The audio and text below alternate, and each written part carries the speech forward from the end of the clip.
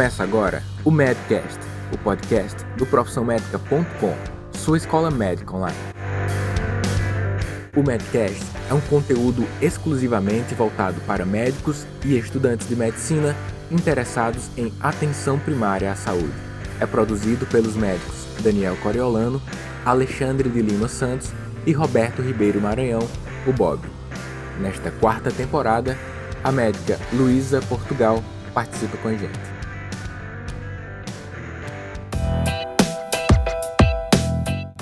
Olá amigos, aqui quem fala com vocês é Bob, diretor administrativo do Profissão Médica, mais uma vez aqui com vocês no Medcast. O episódio que vamos conversar hoje um pouco, seguindo um pouco a linha do episódio anterior que eu apresentei sobre aleitamento materno, vai ser sobre a introdução de novos alimentos, certo?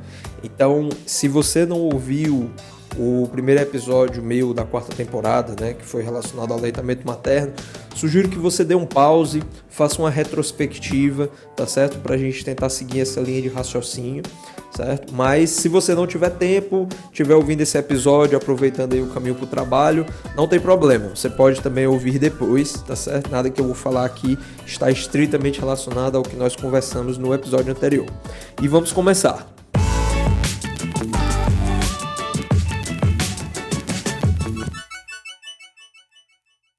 Bom, gente, então, primeiro passo, tá certo? Quando nós vamos introduzir uma nova alimentação para uma criança, tá certo? Nós temos que imaginar que isso vai ser um procedimento completamente novo.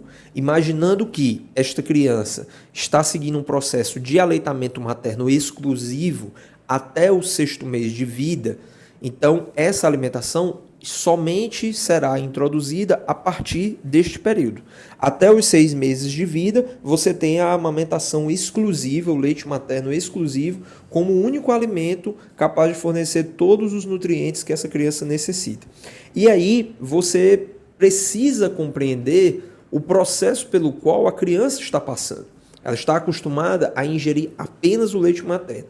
Este é o único e, portanto, o alimento favorito dela.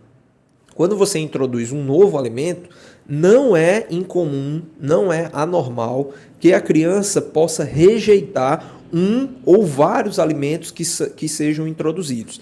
Isso é a primeira coisa que nós temos que orientar, né? Lembrando muito essa linha da orientação. Nós estamos falando aqui sobre cuidados de vida, sobre hábitos de vida saudáveis desde o nascimento, né? Essa criança que está no seu pico de desenvolvimento, né? Lembrar que os primeiros anos de vida vão definir muito para a criança sistema imunológico, desenvolvimento cognitivo, e nós somos aquilo que comemos, tá certo, pessoal? Não vamos imaginar que isso é simplesmente uma fala popular, um dizer qualquer. Isso é a mais pura realidade, está cientificamente comprovado. Crianças que são amamentadas até o 6º mês e que têm uma alimentação de qualidade, que é o que nós vamos dar algumas orientações aqui nesse Medcast, elas vão sim ter uma vantagem em termos de desenvolvimento, seja no desenvolvimento motor, seja no desenvolvimento cognitivo. Então é muito importante essas orientações para o futuro dessa criança, tá certo? Para o futuro das crianças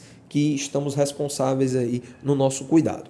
Bom, então, 6º mês de vida, tá certo, gente? Agora, mas e se aquela criança que já tem uma alimentação mista, né? Ou então que não foi amamentada? Bom, nesse caso, vamos só fazer um parêntese, tá certo? Porque isso é uma, digamos assim, é um mundo específico, tá certo? Essas crianças que não podem amamentar, né? Então, assim, existem as fórmulas, né? As fórmulas derivadas de leite de vaca, mas que de leite de vaca eles praticamente não têm mais nada, tá certo? Então, são todas adicionadas para se tornarem o mais parecido possível com o leite materno. Então, essas fórmulas, elas são indicadas, tá certo? Para os primeiros semestres de vida da criança, tá certo? Então, quando você tem aquela fórmula que tem o número 1, tá certo? Significa que aquela fórmula ela é indicada para o primeiro semestre de vida da criança, tá certo? Aí tem a fórmula número 2, que é a partir do 2º semestre de vida e assim sucessivamente. Então, até o 6º mês de vida, né? Ou então, no caso, até o 4º, quando você tem a criança que utiliza dessas fórmulas, Então você pode considerar que o 4º mês já é um mês favorável para que você possa fazer a introdução de outros alimentos. Isso por quê? Porque imagine que essas fórmulas elas não existem, né? Pelo menos atualmente ainda não existe dessas fórmulas baratas. Tá certo? Nós estamos falando aqui de questão financeira mesmo. Então, devido ao custo que se tem dessas fórmulas, né, dessas fórmulas especiais, então a criança a partir do 4º mês, que ela já faz uso desse tipo de fórmula, e aí essa fórmula ela representa a única alimentação necessária para a criança, né, fora alguma suplementação com alguma outra vitamina, o que também se torna desnecessário porque essas fórmulas elas já são enriquecidas com vitaminas. Então, até o 4º mês ela não precisa se alimentar de mais nada, somente da fórmula e, no caso, orienta-se também uma hidratação, tá certo? Entre uma ingesta e outra de quantidade dessas fórmulas, é orientada uma hidratação com água mesmo, para essas crianças. Mas fora isso, ela não vai se alimentar de mais nada, tá certo, gente? Então, marco inicial, 6 meses para a criança que tem amamentação exclusiva, ou 4 meses para uma criança que não amamentou ou tem um aleitamento misto, ou seja, ela faz uso do alimento, do leite materno e da fórmula, tá certo? E assim, claro, existem exceções, né, por questões financeiras não favoráveis, a mãe não tem condição de fazer uso dessas fórmulas, e aí você termina tendo que lançar mão de outras opções, inclusive fazendo uso de leites integrais diluídos, tá certo? Mas vamos imaginar o público maior, tá certo? Vamos imaginar o quadro maior, que é a ideia aqui do nosso Medcast, que nós tenhamos essa orientação geral para aquilo que é mais prevalente. Nós temos que ficar muito contentes, tá certo? De que a maioria das nossas crianças, das nossas gestantes, não tem que passar por essa situação de ter que dar leite integral diluído para os seus filhos, tá certo? Isso não é a maioria das situações, ainda bem.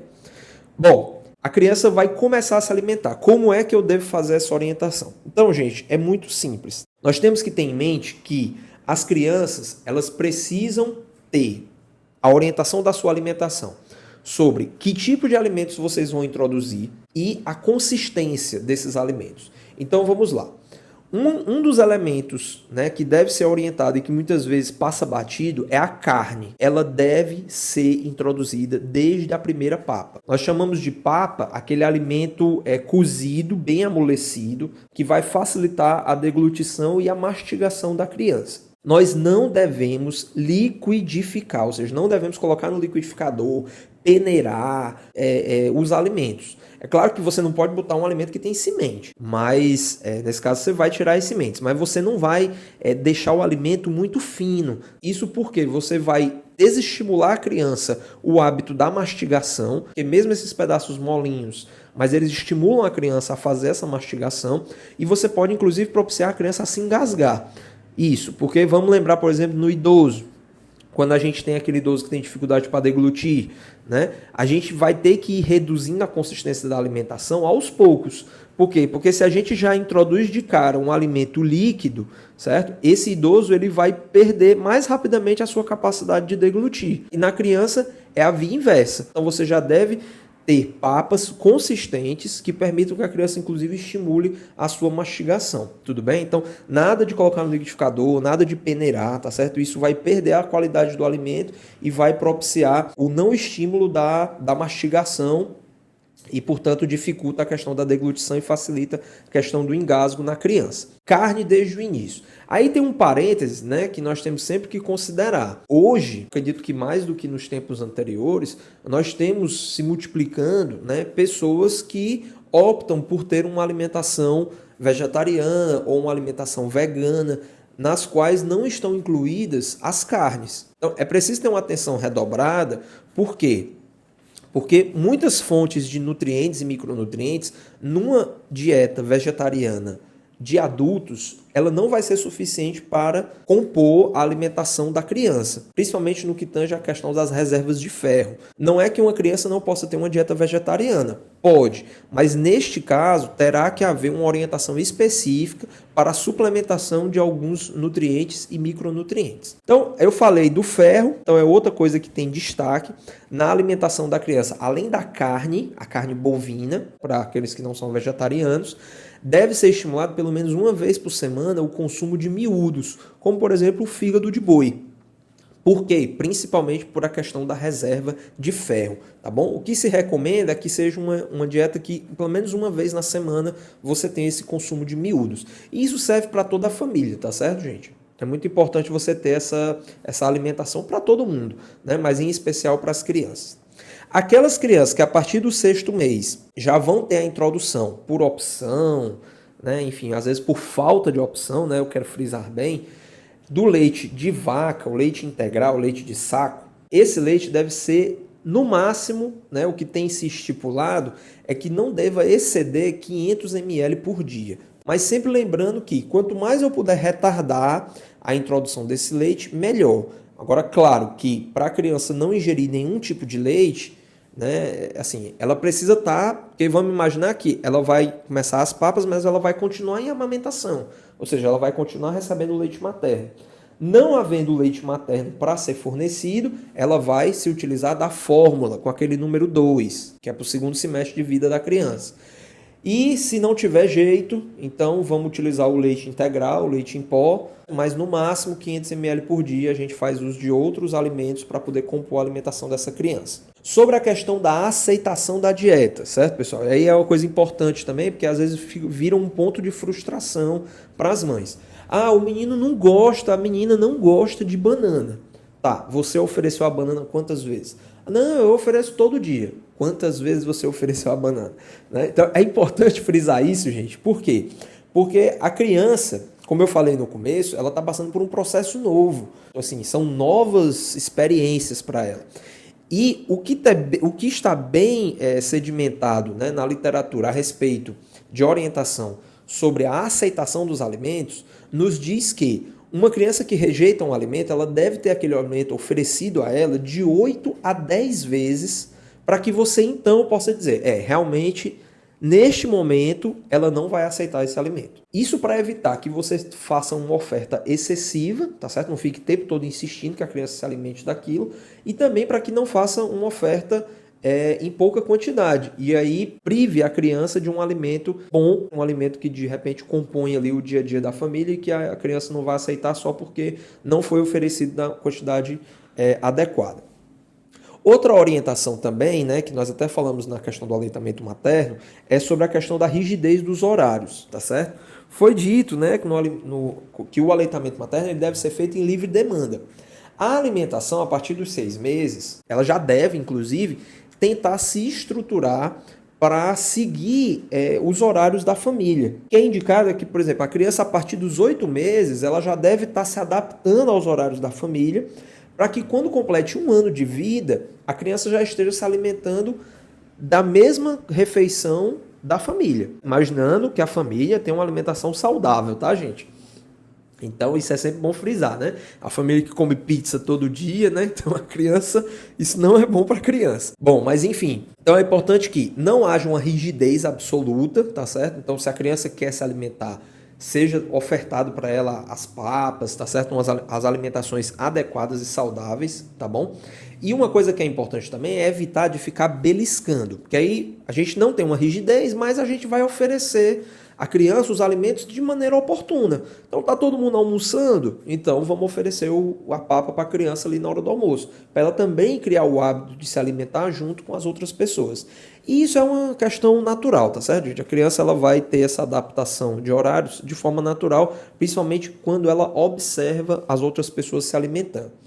O beliscar que eu falei, que deve ser evitado, é, por exemplo, entre uma refeição e outra ficar oferecendo suco, ficar oferecendo chá, porque aí você tem o apetite da criança prejudicado.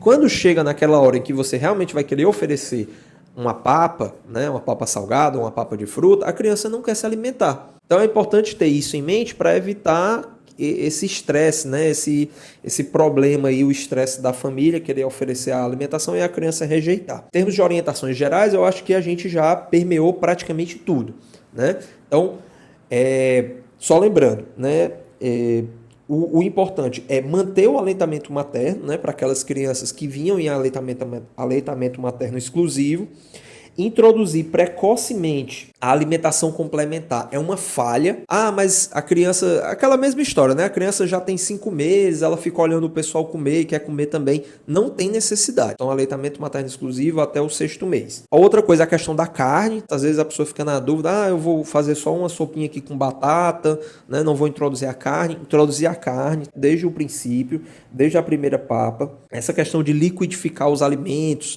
né? De dar só uma sopinha rala, tá bom? Isso aí também evitar. Outra coisa também é em relação às frutas. Às vezes fica naquela dúvida sobre, não pode dar abacate para a criança, porque o abacate é muito gorduroso. Existem alguns alimentos, eu vou citar aqui os 4 que a gente tem como referência, que são o morango, a uva, o abacaxi e o kiwi. Essas 4 frutas é indicado que sejam introduzidas apenas após o 1º ano de vida.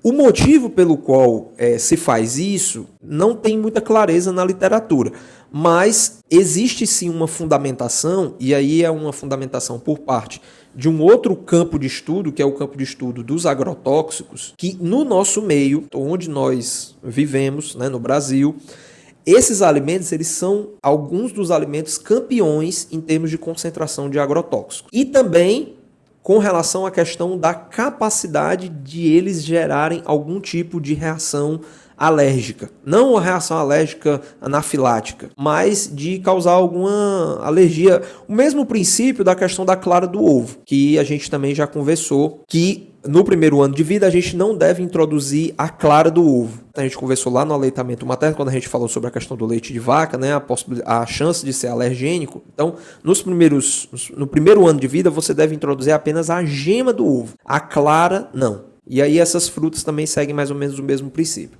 E por fim, gente, eu acho que falar dos enlatados, embutidos, né, alimentos industrializados, aqueles sucos coloridos que nada mais são do que água com açúcar. Todos esses alimentos que têm o excesso de açúcar, sódio, né, aí a questão dos enlatados, principalmente pela questão da conservação desses alimentos, isso deve ser absolutamente negado, não deve ser oferecido para a criança, tá certo? Isso são verdadeiros venenos, isso não propiciam a criança um desenvolvimento pleno, iogurte. Gente, isso não tem a menor necessidade. E muitas vezes é feito o uso desses alimentos apenas pela praticidade que se tem de administrar esses alimentos. Mas lembrar que quando você introduz um alimento desse, né, rico em açúcar, rico em sal, você está, além de gerando um dano, certo, para a criança, você está gerando também um vício. Tá certo, gente? O açúcar, ele é um vício para as crianças. Porque na hora que a criança tem a introdução no seu paladar dos alimentos que são ricos em açúcar, ela praticamente tem o prazer de ingerir os outros alimentos abolido, tá certo? Porque o açúcar, ele proporciona no nosso cérebro uma sensação de bem-estar muito grande. Então, para a criança, né, um doce, um pirulito, um bombom, aquilo ali é melhor do que qualquer prato de arroz com feijão. E não tem como você convencer a criança com 1 ano, com 2 anos de idade, de que aquilo ali não é saudável para elas. O cérebro das crianças não vai funcionar em termos de argumentação. Depois que está introduzido o alimento que não é saudável, o alimento rico em açúcar, a possibilidade de você retirar esse alimento vai ser muito difícil. Então isso tem que ser frisado, tá certo? Isso tem que ser dado muita atenção sobre esse assunto, porque às vezes é uma via sem volta. Então, gostaria de, no final, assim, deixar claro essa mensagem, porque é a grande fragilidade que nós temos, né? Às vezes não é difícil a gente explicar o que é saudável. Às vezes é difícil a gente convencer as mães, os pais, de que aqueles determinados alimentos são absolutamente contraindicados para a criança, porque é o que a gente vê a maioria das crianças fazendo uso. Bom, foi um prazer, muito bom estar com esse Medcast aqui nessa nova temporada com vocês. E vamos conferir aí no nosso blog, nós vamos fazer uma postagem de um material que ele está disponível aí para todo mundo, que é um guia alimentar para crianças menores de 2 anos, do Ministério da Saúde em parceria com a OPAS, que ele contém uma parte lá que são os 10 passos para uma alimentação saudável. Muito bacana, inclusive ele serviu de subsídio, por exemplo, para a construção e elaboração das cadernetas da criança, né, as cadernetas brasileiras, né, que são confeccionadas pelo Ministério da Saúde. Muito bom, vale a pena como uma leitura complementar aí para vocês. Beleza, galera? Um grande abraço e até a próxima.